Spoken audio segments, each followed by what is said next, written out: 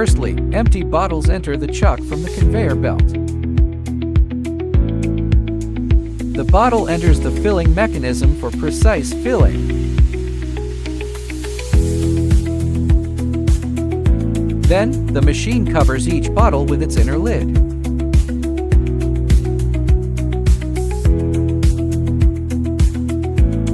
The next institution will first automatically arrange bottle caps. Then press the outer cap onto each bottle.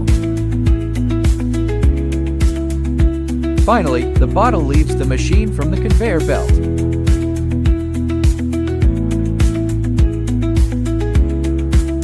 The operator checks the tightness of the bottle cap.